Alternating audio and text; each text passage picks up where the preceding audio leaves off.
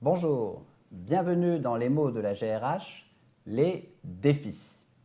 Le défi de la gestion des transformations. La gestion des transformations consiste à préparer, faire comprendre, accompagner les innovations sur les plans techniques et comportementaux, tout en conservant une adéquation individu-organisation orientée vers la performance, dans des contextes où le temps s'accélère, quelquefois jusqu'à provoquer des ruptures, des disruptions. La notion de disruption renvoie à cette idée de quand le temps va trop vite, les actions ont du mal à être suivies par les individus et donc ces individus sont en rupture par rapport à la mission à réussir ou aux objectifs à atteindre. La notion de gestion des transformations renvoie à un pilotage extrêmement puissant, un pilotage qu'on pourrait dire expert, et de l'autre côté, ce pilotage doit essayer de lever les aspects associés à cette rupture et lever certaines peurs associées à la gestion des transformations. Quel cadre donc proposer pour gérer les transformations au sein d'une organisation pour la DRH? Sur un axe performance-comportement, il s'agit, quand on gère des transformations, de travailler au cœur de la gestion des transformations sur la notion de compétence. La notion de compétence qui est toujours au cœur de cette notion de transformation parce qu'elle est mise à mal pour être derrière retravaillée. Alors premièrement, quand on est dans une transformation, à l'origine de la transformation, par rapport à l'ancien modèle, on a tendance à faire bien ce qui n'est pas adapté au regard du nouveau modèle. Donc, quand on fait bien ce qui n'est pas adapté au regard du nouveau modèle, il est important derrière d'expérimenter de nouvelles choses qui permet, cette expérimentation, de faire mal ce qui est adapté, c'est-à-dire d'essayer, dans une sorte de relation essai-erreur, d'atteindre les nouveaux objectifs ou la nouvelle manière de faire qui a été fixée par l'organisation. Bien évidemment, l'objectif est que la courbe remonte, donc une fois que l'on a fait mal ce qui était adapté, il s'agit de maîtriser les nouvelles attentes sur la base de compétences pour faire bien ce qui est adapté au cours ou associé à cette transformation, sachant que ces transformations sont de plus en plus rapides, de plus en plus fréquentes, donc la temporalité entre faire bien ce qui n'est pas adapté et faire bien ce qui est adapté est de plus en plus réduite, de plus en plus courte.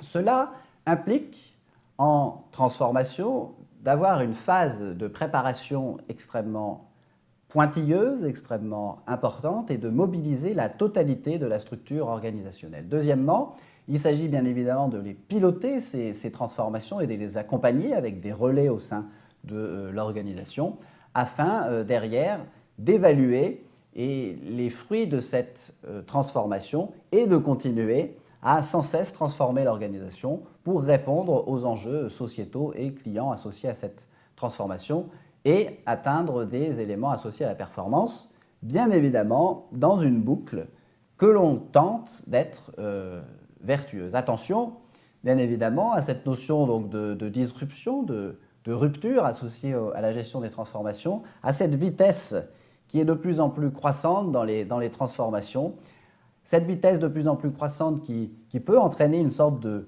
perte de repères des individus, perte de repères et donc perte de sens, associée à cette notion également de temporalité où le DRH est garant du temps des individus, du temps de l'organisation et essayer de faire en sorte qu'il existe une adéquation entre le temps de l'un et le temps de l'autre. Alors, la gestion des transformations, c'est un petit peu comme l'accélération des nouvelles technologies au sein de la société, c'est-à-dire que vous avez en X l'origine du smartphone, version cabine téléphonique, et en une quinzaine d'années, eh l'arrivée justement de l'outil qui permet de quasiment gérer son entreprise de sa poche. L'important du message à retenir, c'est que quand on gère des transformations, il y a une phase de doute, mais cette phase de doute doit toujours nous permettre de retomber sur ses pieds, cette phase de doute étant le moment où on travaille et on accentue le développement de ses compétences.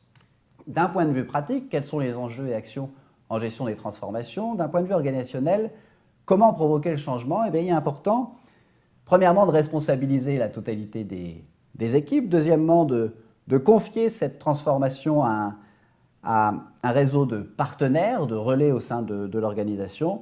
Et troisièmement, d'être extrêmement vigilant, de peser les mots que l'on utilise, donc de travailler à son expression, à son langage. D'un point de vue managérial, comment faire comprendre et accompagner? Eh bien, il est important de faire comprendre ce qu'il faut faire, donc de sélectionner certaines choses qu'il faut arrêter de faire. Deuxièmement, essayer de mettre en place des petites actions, de ne pas tout faire d'un coup, donc d'être bien dans cette sélection, d'être dans cette capacité à privilégier de petites actions progressivement permettront d'être au cœur de la transformation. Et troisièmement, bien évidemment, attention, ne pas tout contrôler, laisser une partie d'erreur, une sorte de tolérance associée à l'acceptation par les individus de cette nouvelle organisation ou de ces transformations. Et d'un point de vue process, comment focaliser sur quelques objectifs cibles?